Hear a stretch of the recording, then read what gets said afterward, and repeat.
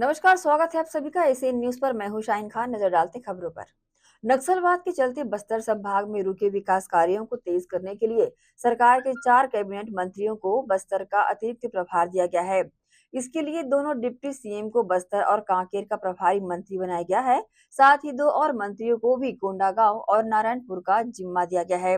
बस्तर में 4 कैबिनेट मंत्रियों को प्रभार दिए जाने के बाद वन मंत्री केदार कश्यप ने कहा कि सरकार का मुख्य फोकस बस्तर है। ऐसे में प्रदेश के दोनों डिप्टी सीएम को प्रभारी मंत्री बनाने से बस्तर के विकास में कोई कमी नहीं रहेगी। वन मंत्री ने आगे ये कहा कि सरकार की पहली प्राथमिकता बस्तर है। अब चारों ओर विकास होगा, जिससे नक्सल समस्या भी जल्द दूर हो जाएगी। ये बस्तर में दो डिप्टी सीएम को प्रभारी मंत्री बनाया गया है, क्या विचार था, क्या सोच के लिए? देखिए, बस्तर भारतीय जनता पार्टी के प्राथमिकता में रहा है। माननीय मुख्यमंत्री जी श्री विष्णुदेव साय जी ने हमारे छत्तीसगढ़ प्रदेश के दोनों हमारे डिप्टी सीएमओं को यहाँ पर एज ए प्रभारी मंत्री भी दायित्व दिया है, ताकि यहाँ के जो सुविधाएं हैं उन सुविधाओं का विस्तार हो, बेहतर तरीके से राज्य सरकार की योजनाओं का क्रियान्वयन हो, मॉनिटरिंग अच्छी तरीके से हो। और हम उनके इस निर्णय का स्वागत करते हैं, अभिनंदन करते हैं। निश्चित तौर से बस्तर पहले भी हमारी प्राथमिकता में रहा है और माननीय विष्णुदेव साय जी ने अपने इस निर्णय से इस बात को साबित किया कि बस्तर के हितों के साथ में कोई समझौता नहीं किया जाएगा। क्या लगता है, नक्सलवाद और विकास अभी दोनों को देखा जाएगा? देखिए, नक्सलवाद की लड़ाई तो लड़ाई है ही, परंतु विकास हमारे अंतिम छोर तक पहुँचे, शिक्षा, स्वास्थ्य, निर्माण, इन सारी चीज़ों को लेकर के अंतिम छोर तक पहुँचना हम सबका दायित्व है और जिस चीज़ से सभी हम काम कर रहे हैं। और सरकार में हमारे इन बातों को लेकर के चर्चा भी होती है, निर्णय भी बहुत सारे होते हैं। तो विश्वास है कि उनके इस निर्णय से हमारे इन क्षेत्रों में विकास की गति और तेजी के साथ बढ़ेगी। विश्व आदिवासी दिवस पर इंडोर स्टेडियम में आदिवासी कार्यक्रम रखा गया था, जहां किसी वजह से मुख्यमंत्री साय नहीं पहुंच पाए। इसी को लेकर पीसीसी चीफ दीपक बैज ने भाजपा सरकार पर हमला बोला। प्रेस कॉन्फ्रेंस के दौरान उन्होंने कहा कि कल भारतीय जनता पार्टी ने आदिवासी दिवस पर आदिवासी दिवस कार्यक्रमों का मुख्यमंत्री साय ने बहिष्कार किया है। आगे उन्होंने कहा कि कांग्रेस के कार्यकाल में आदिवासी समाज का कार्यक्रम मनाया जाता था, उन्हें सम्मान मिलता था और आदिवासी दिवस की छुट्टी भी घोषणा की गई थी। उन्होंने कहा कि इससे ये साबित होता है कि भाजपा सरकार न केवल दिल्ली से बल्कि नागपुर से भी रिमोट के द्वारा कंट्रोल की जाती है। जाहिर है कि आरएसएस के दबाव में भाजपा ने आदिवासी दिवस का इस तरीके से बहिष्कार किया। लेकिन दुर्भाग्य है कि छत्तीसगढ़ सरकार ने विश्व आदिवासी दिवस नहीं बनाए और विश्व आदिवासी दिवस को बहिष्कार किया। विश्व आदिवासी दिवस पर भाजपा ने किया, भाजपा और सरकार ने किया आदिवासियों का अपमान। आरएसएस के खुले विरोध की वजह से क्या सरकार दबाव में आई? भारतीय जनता पार्टी ने कल यानी 9 अगस्त को विश्व आदिवासी दिवस के कार्यक्रमों का बहिष्कार कर दिया। रायपुर में 2 कार्यक्रम आयोजित थे। एक कार्यक्रम माननीय मुख्यमंत्री जी का और दूसरा कार्यक्रम माननीय राम विचार नेताम जी का। लेकिन दोनों ही कार्यक्रम की घोषणा के बाद सरकार के प्रतिनिधि वहां पे नहीं पहुंचे। एक रायपुर इंडोर स्टेडियम में और दूसरा जहां आदिवासी मुख्यमंत्री विष्णुदेव साय को शामिल होना था, और दूसरा कार्यक्रम महंत घासीदास संग्रहालय की कला वितिका में आदिवासियों पर आयोजित एक प्रदर्शनी थी, जहां मंत्री रामविचार नेताम जी को वहां पे उपस्थित होना था। पिछले 5 वर्षों में कांग्रेस की सरकार ने विश्व आदिवासी दिवस को एक उत्सव और महोत्सव के रूप दिया। और इसके लिए सार्वजनिक रूप से अवकाश भी घोषित किए। हमारी सरकार ने विश्व आदिवासी नृत्य महोत्सव मनाना शुरू किया, जिसमें पूरे देश और कई अन्य देशों से आदिवासी नर्तकों का दल आया करता था। पूरे देश में आदिवासी समाज देख रहा था कि छत्तीसगढ़ में किस तरह से आदिवासी समाज को सम्मान मिल रहा है। अब सवाल यह है कि ऐसा क्यों हुआ। आदरणीय साथियों, मैंने कल ही आदिवासी दिवस के दिन माननीय मुख्यमंत्री को पत्र लिखकर कुछ सवाल पूछे थे कि आप प्रदेश के आदिवासी समाज से आते हो, निश्चित रूप से हम सभी को गर्व है आदिवासी समाज का मुख्यमंत्री हो, लेकिन आदिवासी समाज आपके इस 7 से 8 महीने के कार्यकाल से नाराज है। इसलिए नाराज और आक्रोशित है इसलिए कि आपके 7 से 8 महीने के कार्यकाल में बस्तर के आदिवासियों को लगातार फर्जी नक्सली के नाम से फर्जी एनकाउंटर, फर्जी सरेंडर, फर्जी नक्सली नाम से जेल भेजना, जो 15 साल की सरकार में आपकी सरकार ने किया वही आपने इस 8 महीने की 7 से 8 महीने की सरकार में भी आप कर रहे हैं। बस्तर से लेकर सरगुजा तक मलेरिया और डायरिया से हमारे आदिवासी भाई बहनों की मौत हो रही है, लेकिन सरकार इस मौतों को लगातार झूठ बोलकर छुपाने में लगी हुई है। देव अरण्य जंगल को काटे जा रहे हैं। आपने कटाई की अनुमति दी, वहां के आदिवासियों को उजाड़ने का काम आपकी सरकार कर रही है, इस पे आप कुछ भी नहीं बोल रहे हैं। इसीलिए आदिवासी समाज आपसे आक्रोशित है। मैंने पहले ही मैंने कहा था, उसी का नतीजा है कि कल मुख्यमंत्री जी आदिवासी दिवस के दिन आदिवासी समाज के कार्यक्रम में नहीं जा पाना, ये कहीं ना कहीं सबसे बड़ा उदाहरण और सबसे बड़ा कारण है। मेरा सवाल है, ऐसा दरअसल हुआ कि अखिल भारतीय वनवासी कल्याण आश्रम के कहने पर, आप अगर देखेंगे कल का पोस्ट वनवासी कल्याण आश्रम का, उन्होंने सीधा सीधा ये पोस्ट है कल वनवासी कल्याण आश्रम का, उन्होंने सीधा सीधा विश्व आदिवासी दिवस को औचित्यहीन करार दिया।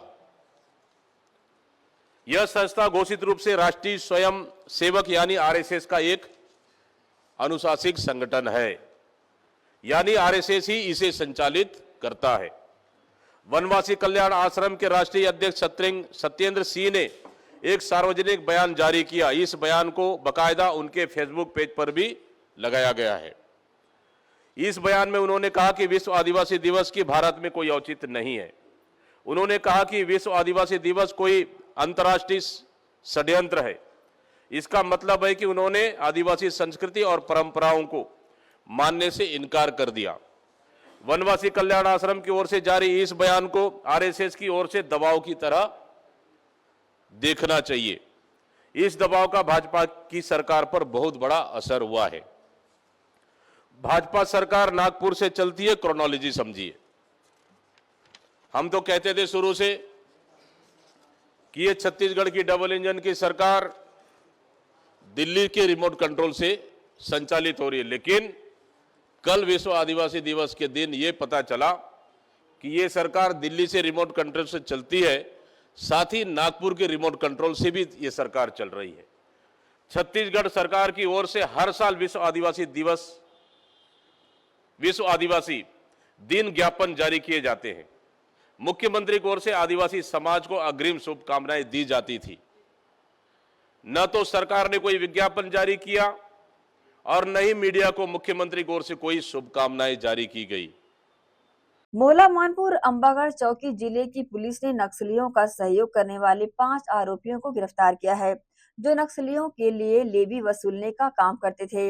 इन आरोपियों पर आरोप है कि उन्होंने 1 करोड़ रुपए से अधिक की लेवी वसूली और इस पैसे का इस्तेमाल नक्सलियों के लिए अन्य सुविधाओं और कार्यक्रमों में किया। गिरफ्तार आरोपियों ने लेवी के पैसे का इस्तेमाल नक्सलियों की यात्रा और अन्य आवश्यकताओं के लिए किया, जिसमें फ्लाइट टिकट बुकिंग भी शामिल है।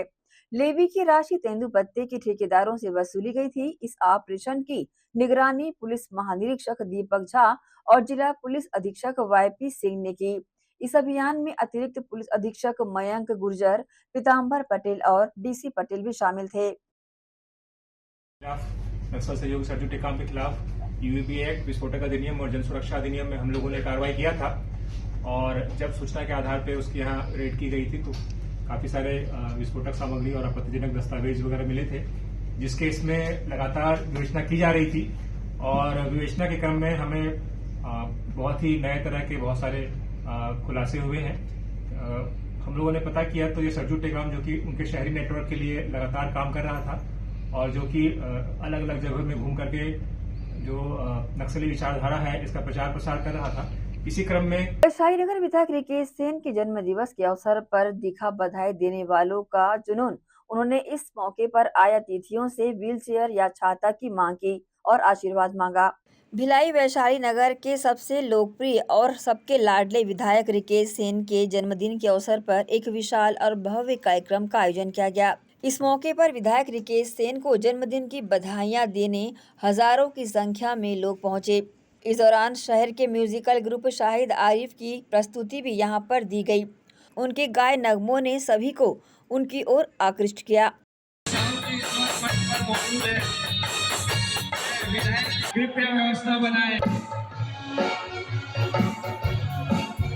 इस दौरान विधायक रिकेश सेन को बधाई देने वाला जन सैलाब उमड़ने लगा। लोग बड़ी संख्या में अपने बारी आने का इंतजार करते देखे गए और अपने चहेते विधायक रिकेश सेन को बधाई देकर अपनी एक सेल्फी भी खिंचवाते देखे गए। इस दौरान प्रसन्न मुद्रा में दिखे विधायक रिकेश सेन ने सभी आए अतिथियों का हृदय से आभार जताया। पिछले 25 वर्षों से आरिफ भैया और विधायक जी साथ में जन्मदिन आज के दिन मालवीय सोनकर समाज जो विधायक जी को आशीर्वाद। आपको बता दें कि यह एक ऐसा पहला आयोजन है जिसमें किसी को उपहार अगर लाना हो तो व्हील चेयर या छाता लेकर ही आना है। इस अनोखे इंतजाम में भी विधायक रिकेश सेन के चाहने वालों की लंबी कतारें देखने को मिली। आपको बता दें इस अवसर के माध्यम से मिले उपहार को विधायक रिकेश सेन जरूरतमंद लोगों तक पहुंचाकर एक अनोखी मिसाल पेश करेंगे। एसीएन न्यूज के लिए नसीम फारूकी की रिपोर्ट। इसी के साथ रुकेंगे छोटे से ब्रेक के लिए, जल्द हाजिर होते हैं। आप सब बने रहिए एसीएन न्यूज के साथ। रवि साड़ी एम्पोरियम, जी हाँ, जयपुर की रवि साड़ी एम्पोरियम की साड़ियों की विशाल रेंज और अनेकों वैरायटियां अब दुर्ग शहर में भी उपलब्ध। जयपुर की साड़ियों में chiffon, organza, silk, Kota cotton, Chanderi और जॉर्जेट।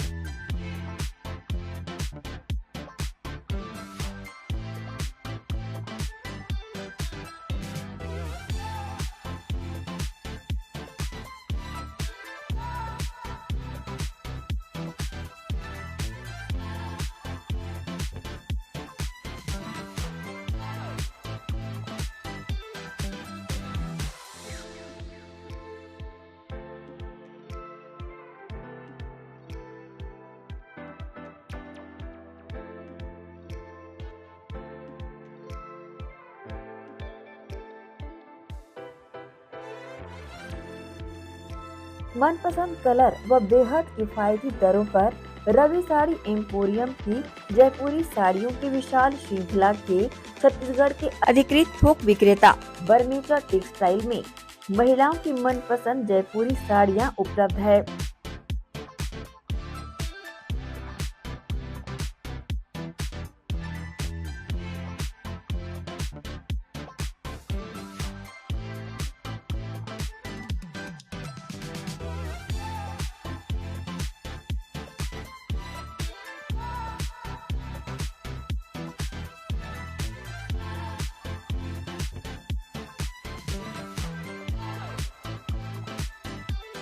बता दें केवल व्यापारी व दुकानदार बंधु ही संपर्क करें।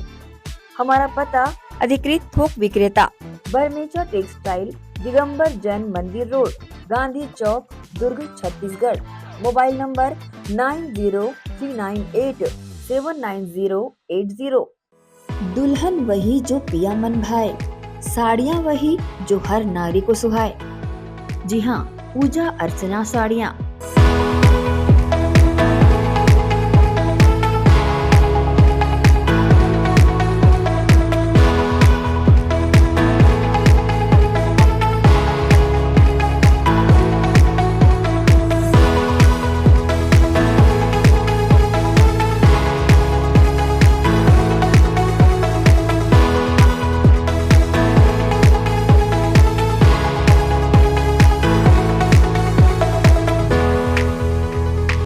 भारतीय नारी की पहचान पूजा अर्चना साड़ियाँ। आकर्षक, मनपसंद, अनेक रंगों में उपलब्ध।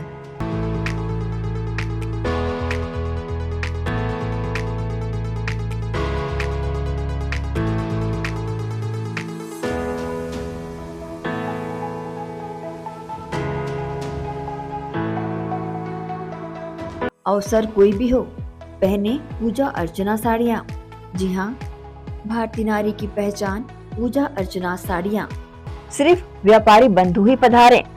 अधिकृत विक्रेता Barmecha textile, Digambar Jain Mandir road, Gandhi Chowk, Durg, Chhattisgarh. Mobile number 9039879080।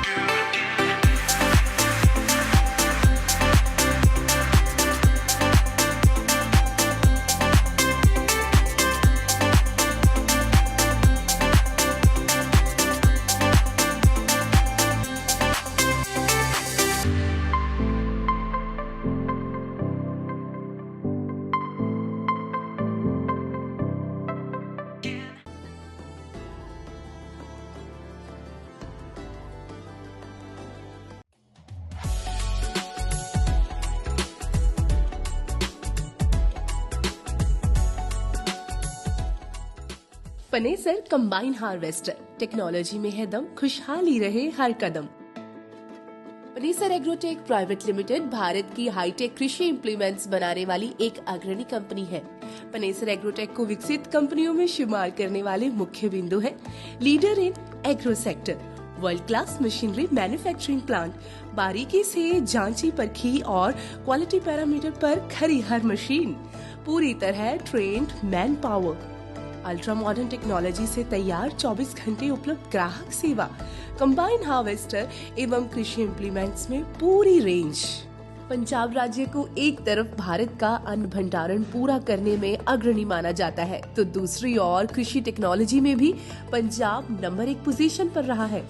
Combine harvester और कृषि यंत्रों की श्रेणी में पनेसर एग्रोटेक का नाम हर उन्नत किसान बड़ी शान से लेता है। इसका कारण है कि पनेसर कृषि टेक्नोलॉजी के क्षेत्र में हमेशा एक कदम आगे रहता है, क्योंकि इसके पास है special research and development department. हमारे अनुसंधान एवं विकास विभाग में हमारे पास विशेषज्ञों और इंजीनियरों की शीर्ष टीम है, जिन्होंने विभिन्न कृषि उपकरणों में अग्रणी काम किया है।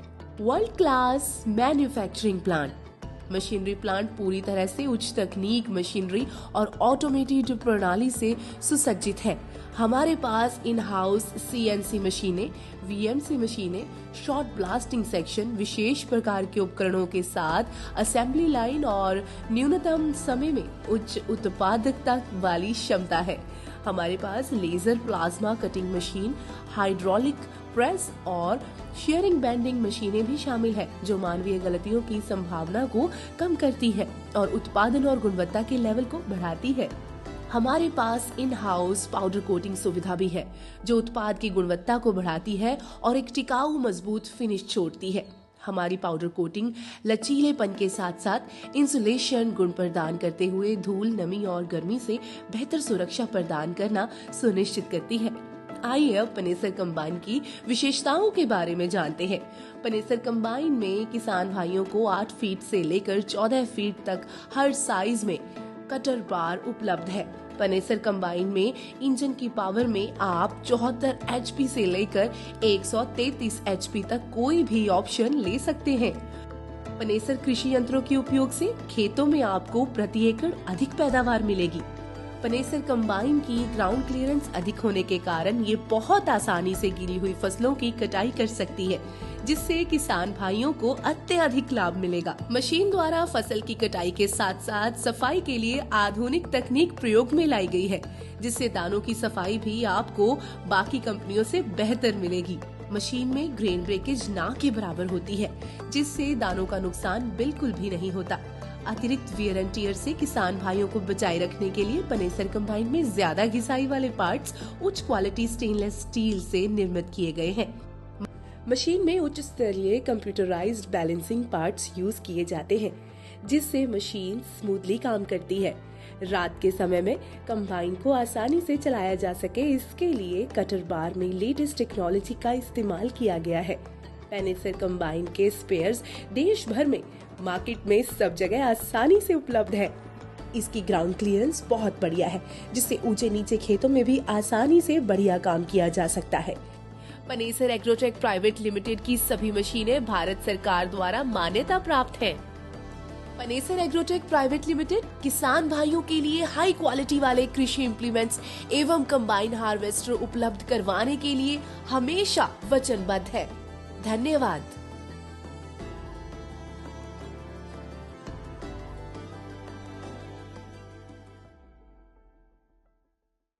ब्रेक के बाद आपका स्वागत है। पूर्व गृह मंत्री ननकीराम कंवर का वीडियो सोशल मीडिया पर खूब वायरल हो रहा है, जिसमें वे अवैध कब्जा हटाने पहुंची जिला प्रशासन की टीम को कह रहे हैं कि अधिकारी सामने आए तो जूते से मारूंगा। ये मामला कोरबा विकास खंड के ग्राम कनकी का है, जहां राजस्व विभाग ने लगभग 5 एकड़ शासकीय भूमि को कब्जा मुक्त कराया है। बता दें कि कलेक्टर जन चौपाल में कोरबा विकास खंड के कनकी ग्राम पंचायत के ग्रामीणों ने शासकीय जमीन पर अवैध कब्जा के संबंध में शिकायत की थी। कलेक्टर अजीत बसंत ने ग्रामीणों की शिकायत को गंभीरता से लेते हुए तहसीलदार बरपाली को इस मामले की जमीनी स्तर पर जांच कर आवश्यक कार्रवाई करने के निर्देश दिए थे। जिला प्रशासन की टीम अवैध कब्जा हटाने कनकी पहुंची। इस दौरान पूर्व गृह मंत्री ननकीराम कंवर भी मौके पर पहुंचे और वह जिला प्रशासन की टीम से बात करने के दौरान कहा कि अधिकारी सामने आए तो जूते से मारूंगा। कलेक्टर बीजेपी के नाम से, ठीक है, हमारी सरकार है, वो क्या बोलते हैं, यहाँ पोस्टिंग हो गया है उसका। लेकिन मुझको बोलता है, बताइए आदमी लेकर क्यों आते हो ऑफिस में, ये बताइए आपकी समस्या है, और मैं कलेक्टर को बतलाने जाऊँगा आपको लेकर के, तो मेरे को बोल सकते हैं क्या, बताइए। नहीं, वो तो कलेक्टर समझेगा, हम लोग क्या समझेंगे? नहीं नहीं नहीं नहीं नहीं, ये बात तो आप समझेंगे ना कि ननकी राम जा सकता है। नहीं, ननकी राम जाए कहीं नहीं जा सकता हूँ, तो हमारे फिर प्रतिनिधि तो गए तो ऐसा बोले, मैं उसके बाद बोल दिया, मैं तुम्हारे ऑफिस में आऊँगा नहीं, और आ जाए ना, अगर जूता नहीं मारूंगा उसको, आ जाए मना करने, चलिए। कबीरधाम जिले के राम्हेपुर में स्थित प्रदेश का पहला पीपीपी मॉडल पर आधारित एथेनॉल प्लांट ग्रामीण और स्कूली बच्चों के लिए परेशानियों का सबब बना हुआ है। दरअसल इस एथेनॉल प्लांट से निकलने वाली अवशिष्ट पदार्थ को गांव के बाहर और स्कूल के समीप खुले में फेंक दिया गया है, जिससे ये अपशिष्ट पदार्थ से निकलने वाली बदबू से ग्रामीण तो परेशान है ही, साथ ही स्कूल के आसपास ये अपशिष्ट पदार्थ डंप होने के अपशिष्ट पदार्थ से निकलने वाली बदबू से स्कूल और इसके आसपास का वातावरण बुरी तरह से प्रदूषित हो रहा है। स्कूल परिसर में बदबू इतनी ज्यादा आती है कि बच्चे परेशान हो जाते हैं। स्थिति ये होती है कि उन्हें अपने क्लास के कमरों के खिड़की और दरवाजे बंद रखने पड़ते हैं, जिससे बच्चों के स्वास्थ्य पर विपरीत प्रभाव तो पड़ता है, साथ ही बच्चों की पढ़ाई भी प्रभावित हो रही है। विश्व आदिवासी दिवस के अवसर पर विभिन्न आदिवासी संगठनों के बैनर तले पारंपरिक वेशभूषा में भव्य शोभा यात्रा निकाली गई। इस दौरान यात्रा में आदिवासी समाज के युवक युवतियों द्वारा मनमोहक पारंपरिक नृत्य प्रस्तुत किया गया। विश्व आदिवासी दिवस के मौके पर हर साल 9 अगस्त को पूरे देश भर में आदिवासी समाज व जनजाति से जुड़े लोगों द्वारा बड़े ही हर्षोल्लास के साथ संस्कृति, सभ्यता, साध्वियों, समाज और पर्यावरण के प्रति उनका विशेष योगदान और लगाव जुड़ा रहता है। इस दौरान युवाओं में पर्यावरण संरक्षण को लेकर विशेष भूमिका देखी गई। साथ ही इन आदिवासी समाज के लोगों को भारत देश में पर्यावरण संरक्षण के लिए विशेष रूप से अधिकार दिया गया है। इसके चलते हर वर्ष विश्व आदिवासी दिवस के अवसर पर आदिवासी समाज से जुड़े विभिन्न संगठनों द्वारा संयुक्त रूप से मिलकर इस आयोजन को बड़े ही धूमधाम से मनाया जाता रहा है और शहर के मुख्य मार्ग से अपना भव्य शोभा यात्रा निकाल आम लोगों के बीच पर्यावरण को बचाने का संदेश दिया जाता है। इसी कड़ी में ये संदेश आम जनमानस के बीच दिया गया।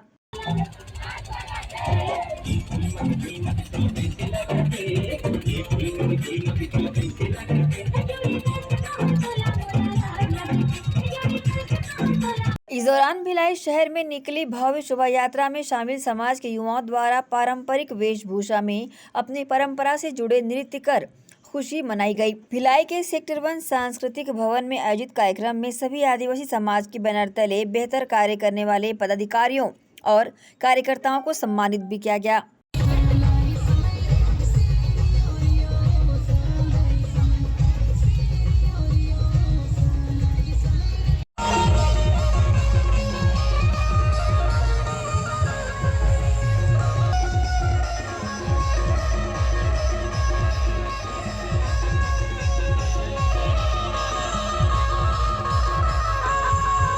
बता दें कि आदिवासी समाज के लोगों को भारत देश में पर्यावरण संरक्षण के लिए विशेष रूप से अधिकार दिया गया है। इस दिन का महत्व संयुक्त राष्ट्र द्वारा ये प्रयास किया जाता रहा है कि युवा आदिवासियों के अधिकारों के महत्व को उजागर किया जाए और उनके मूल निवास घर को न छोड़ा जाए। आदिवासी और आदिवासी लोग विश्व के 70 देशों में रहते हैं। इन लोगों की अपनी अपनी सांस्कृतिक परंपरा, अपने रिवाज और अपनी अलग ही दुनिया है, जिसमें वे अपने संसाधन पर्यावरण से लेते हैं। सिर्फ भारत की बात करें तो लगभग 10 करोड़ 40 लाख लोग यहाँ रहते हैं। ये संख्या देश की आबादी का लगभग 8% है। भारत के युवा आदिवासी मध्य प्रदेश, झारखंड, उड़ीसा और छत्तीसगढ़ में निवास करते हैं। ये आदिवासी दिवस छत्तीसगढ़ के लिए और भी आदिवासी जातियों के लिए गर्व की बात होती है। तब यहाँ के स्वयं मुखिया, वर्तमान में मुख्यमंत्री विष्णुदेव साय स्वयं इस धरोहर के समाज व मूल निवास से जुड़े हैं। इस संबंध में अशोक कुमार कंगाले, अध्यक्ष रिसाली गोंडवाना समृद्धि समिति ने जानकारी दी। ये आदिवासी मंडल प्रतिवर्ष हम लोग मनाते हैं दिवस को। ये आदिवासी मंडल के तत्वावधान में हम लोग संयुक्त रूप से दुर्ग भिलाई में हमारे 6-7 संगठन है, सब मिलके आज का दिन मनाते हैं। और ये दिन को स्वच्छता संघ ने हमें दिया था। आज का दिन 9 अगस्त, क्योंकि हमारा आदिवासी समाज पर्यावरण संरक्षण के लिए तत्पर है, क्योंकि हम लोग प्रकृति के पुजारी हैं। तो इस तरह से हमारे अधिकारों की रक्षा के लिए, हमारे पर्यावरण संरक्षण के लिए और हमारे विशिष्ट संस्कृति के लिए ये दिन को जी, जैसे कि ये गौरव का विषय है कि हमारे छत्तीसगढ़ के मुख्यमंत्री माननीय श्री विष्णुदेव साय जी, जो हमारे आदिवासी समाज से आते हैं, हमें उनसे बहुत सी अपेक्षा है। चूंकि वो खुद एक आदिवासी हैं, तो हमको लगता है कि हमारी जो पीड़ा है, हमारी संवेदना को अच्छे भली भांति समझेंगे और हमारी बातों को ऊपर तक लेके जाएंगे और उनके जो अधिकार क्षेत्र में होगा उसको जरूर वो पूरा करने का प्रयास करेंगे। मैं अशोक कंगाली, अध्यक्ष रिसाली गोंडवाना समृद्धि समिति रिसाली। एसीएन न्यूज के लिए दुर्ग से नसीम फारूकी की रिपोर्ट। वक्त है एक और छोटे से ब्रेक का, जल्द हाजिर होते हैं। आप सब बने रहिए एसीएन न्यूज के साथ।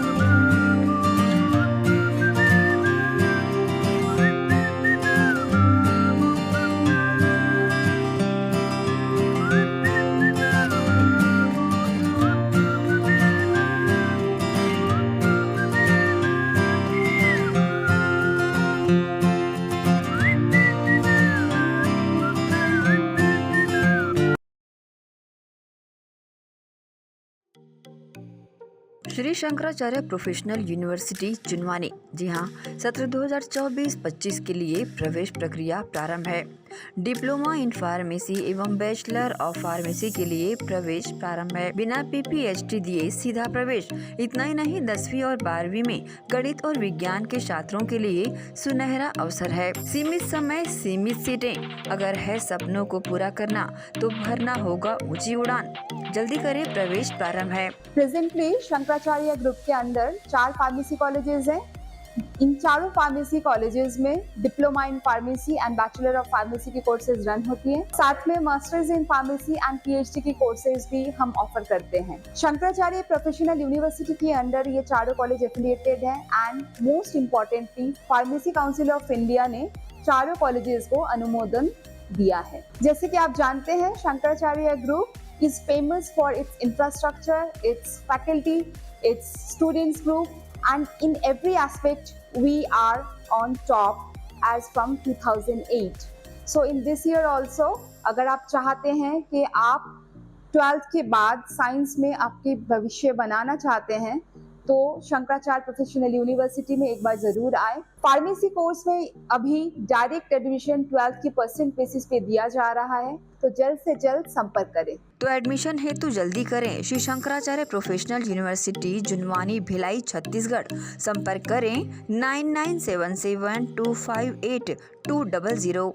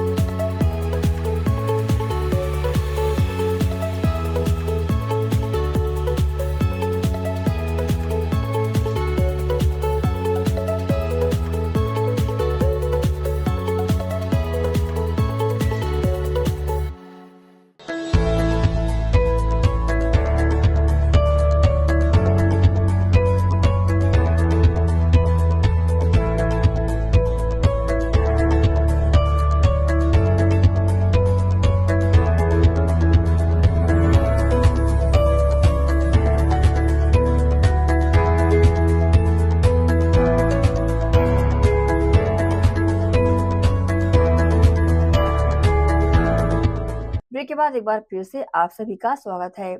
बलौदाबाजार जिले में कसडोल थाना क्षेत्र के ग्राम कटवाझर से एक दिल दहला देने वाली घटना सामने आई है, जहां ग्रामीणों ने मिलकर बीच चौराहे में एक युवक को तालिबानी सजा दे डाली। दरअसल मृतक जय नारायण ठाकुर को ग्रामीणों ने घेर कर लाठी, डंडे और पत्थर से तब तक पीटा जब तक उसकी मौत नहीं हो गई। जब पुलिस को इसकी सूचना मिली तब पुलिस ने शव कब्जे में लिया और मामले की जांच शुरू की। मृतक जय नारायण ठाकुर आदतन बदमाश था और आए दिन गांव में लड़ाई झगड़ा और विवाद किया करता था। इससे ग्रामीण तंग आ चुके थे। घटना के दिन युवक अपने मवेशियों को बांधने निकला हुआ था। इस दौरान पुरानी बातों को लेकर गांव के कुछ लोगों के साथ उसकी बहस शुरू हो गई। इसके बाद गांव के चौराहे पर कुछ ग्रामीण इकट्ठे हुए और युवक को लाठी, डंडे और पत्थर से मारना शुरू कर दिया। इस हमले में युवक की मौत हो गई। तो दिया बाती जलाए जहाँ के तेल फूल पोनी ओनी मासी चासी मांगी से तो हम कटवाए रहे थोक ले गाड़ी देथे करके तहाँ निकाल के दे तहाँ बसला धरी खान में करी से वहाँ के दूध उड़ी बैला है तेला बांध हाँ ऐसे कही थरहा हल चल रही वो मन आते च नहीं घर में कही सो घर के मन ला और गी से काय हो काय नहीं हो तेला हमन नहीं जाना नहीं करा के मारिस न तो दे मेला राम हो कहू इहे आए थे गुंडा छोड़े है कही हमन ला तो हम हूँ हो बाकी हमन काय गुंडा छोड़े हमन ऐसे कही और यही नारायण कहते थे घलो ऐसे 3-4 घर ऐसे हटाओ तो डौकी लड़का हवा है टेका से ते बाद जात है कैसे कैसे वो मन मारी कहते और कौन रही से कुछ याद आते क्या देखे हवा अब तो देखे नहीं है देखे भाई दे हमरे वो घर के बहू मन है इसका दे पाछू आखिरी में हाँ केप केप करा दे तो आखिरी में भी मन ऐसे हमरे घर हमार घर के मन और बग बग के मारी से मोर बेटा का नाम अपन का नाम का है मन आनंद है। कटवाझर में कल रात्रि जो है हमको सूचना मिली कि वहां पर एक आदमी की हत्या कर दी गई है, जिस पर से जो यहाँ से पुलिस दल रवाना हुआ वहां पर मौके पर पहुंचे। मौके पर पहुंचने पर पता किए तो पता चला कि वहां पर जय नारायण ठाकुर करके एक आदमी है जिसकी उम्र 41 साल की, वो रहने वाला वहीं का है। उसका जो है अपने गांव के लोगों के साथ कुछ आपसी रंजिश थी, पुराना लड़ाई झगड़ा था, जिसको लेकर फिर से कल विवाद हुआ। उस विवाद पर से लोगों जो आरोपीगण है वो आक्रोशित हो गए और आक्रोशित होकर उन लोगों ने जो है लाठी डंडा हाथ पैर से मारकर उसको पत्थर से मारकर उसके हत्या कर दी। सर क्या रंजिश थी हत्या की? ये हत्या के पीछे छोटी छोटी रंजिशें थी जो काफी पहले से इनके मध्य चली आ रही थी, जो कल उस रंजिश ने बड़ा रूप ले लिया। सर कुछ लोगों को कितने लोग अभी कुछ लोगों को हिरासत में लिया गया, बारीकी से पूछताछ की जा रही है। जो भी उसमें संलिप्त होगा उसे जो उसके विरुद्ध जो है विधि संगत कार्रवाई की जा सकती है। अभी पूछताछ जारी है, अभी कह पाना मुश्किल है, स्पष्ट होने के बाद कहना उचित होगा। हिंदू युवा मंच द्वारा पुराना बस स्टैंड दुर्ग में बांग्लादेश का पुतला दहन किया गया। बांग्लादेश में छात्रों के आंदोलन से शुरू हुई हिंसा में कई लोगों के घर तबाह हुए हैं। कई जगहों पर आंदोलनकारियों ने अल्पसंख्यक हिंदुओं को निशाना बनाया, उनके घरों में भी आग लगा डाली। वैश्विक स्तर पर बांग्लादेश के हालातों और वहां अल्पसंख्यक समुदाय के साथ हो रही हिंसा को लेकर चिंता जाहिर की गई। बांग्लादेश में हिंदू महिलाओं, पुरुषों और बच्चों पर हो रहे अत्याचार को लेकर पूरे देश में रोष व्याप्त है। हिंदू युवा मंच द्वारा पुराना बस स्टैंड दुर्ग में बांग्लादेश का पुतला दहन किया गया। कार्यक्रम में हिंदू युवा मंच के संयोजक गोविंदराज नायडू शामिल रहे। उन्होंने बताया कि बांग्लादेश में छात्रों के आंदोलन से शुरू हुई हिंसा में कई लोगों के घर तबाह हुए हैं। कई जगहों पर आंदोलनकारियों ने अल्पसंख्यक हिंदुओं को निशाना भी बनाया है, उनके घरों में आग लगा दी। वैश्विक स्तर पर बांग्लादेश के हालातों और वहां अल्पसंख्यक समुदाय के साथ हो रही हिंसा को लेकर चिंता उन्होंने जाहिर की। बांग्लादेश में हिंदू महिलाओं, पुरुषों और बच्चों पर हो रहे अत्याचार को लेकर पूरे देश में रोष व्याप्त है। कार्यक्रम में मुख्य रूप से हिंदू युवा मंच प्रदेश अध्यक्ष श्री कुमार नायर, संगठन महामंत्री राजेश शर्मा, पार्षद अरुण सिंह, राजा देवांगन, जय देवांगन, विक्रम, विकास तांडी, राजकुमार चेलक, भगवंत सिंह, राजगुप्ता, शिबू सोनी, विकास तांडी, दिनेश मिश्रा, बलराम पांडे, विकास तांडी, सुमित निर्मलकर, निरंजन सिंह, सालिक साहू, भीम जैन, संतोष पांडे, ओमी पटेल व अन्य सैकड़ों की संख्या में कार्यकर्ता और पदाधिकारी शामिल रहे। एसीएन न्यूज के लिए शाहीन खान की रिपोर्ट। क्रिसेंट पब्लिक स्कूल बाबा फरीद नगर भिलाई में आदिवासी दिवस मनाया गया, जिसमें मुख्य अतिथि के रूप में एडवोकेट सैयद अजहर अली को बुलाया गया और विशेष अतिथि के रूप में अख्तर खान साहब तशरीफ लाए। स्कूल में आदिवासी दिवस सेलिब्रेशन में नर्सरी क्लास से लेकर हाई स्कूल तक के बच्चों ने हिस्सा लिया और आदिवासियों के पारंपरिक ड्रेस को पहनकर और सांस्कृतिक कार्यक्रम प्रस्तुत किए। कार्यक्रम के बाद होनहार छात्रों को पुरस्कार भी यहां पर दिया गया और सम्मानित किया गया। मुख्य अतिथि अजहर अली एडवोकेट के द्वारा बच्चों को पुरस्कार वितरण किया गया और सर्टिफिकेट भी दिया गया। डायरेक्टर मैडम कौशर जहां ने भी बच्चों को प्रोत्साहित किया। प्रिंसिपल रूबी मैडम के प्रयासों से कार्यक्रम सफल रहा। स्कूल में छात्राओं के द्वारा मेहंदी कंपटीशन में हिस्सा लिया गया और अपने हुनर का प्रदर्शन किया गया, जिसकी तारीफ स्कूल के कार्यक्रम में आए हुए मेहमानों ने दिल खोलकर की और बधाइयां देकर हौसला अफजाई की।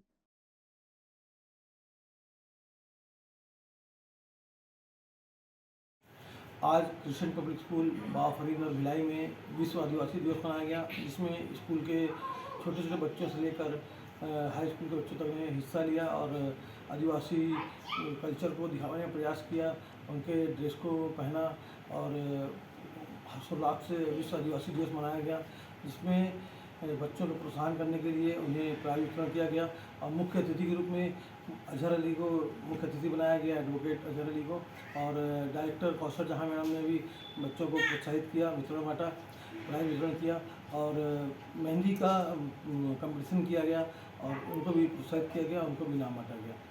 क्रिश्चियन स्कूल में हर साल कुछ न कुछ सांस्कृतिक कार्यक्रम होते रहते हैं, उसी के तारतम्य में यह आयोजन किया गया था। अंबिकापुर के पीजी कॉलेज मैदान में दो युवतियां आपस में लड़ पड़ी। इसका वीडियो सोशल मीडिया पर खूब वायरल हो रहा है। मिली जानकारी के अनुसार दोनों लड़कियों की एक ही युवक से प्रेम प्रसंग है। इस बात की जानकारी जब दोनों लड़कियों को लगी तो दोनों आपस में ही लड़ गई, जिन्हें उनके दोस्तों ने छुड़ाया।